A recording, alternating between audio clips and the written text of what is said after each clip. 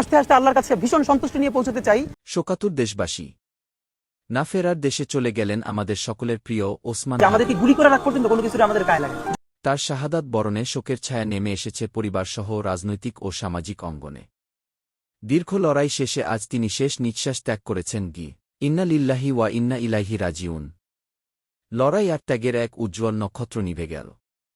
না ফেরার দেশে চলে গেছেন ওসমান হাদি।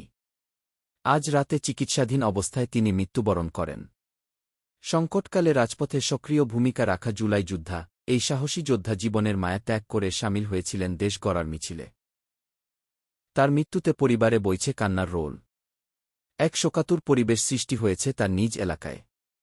সহযোদ্ধারা বলছেন, ওসমান হাদি কেবল একজন ব্যক্তি ছিলেন না, তিনি ছিলেন আদর্শের এক মূর্ত প্রতীক। তার অকাল প্রয়াণ অপূরণীয় এক শূন্যতা তৈরি করল।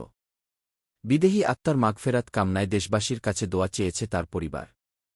ওসমান হাদির এই ত্যাগ দেশ ও জাতির ইতিহাসে চিরস্মরণীয় হয়ে থাকবে।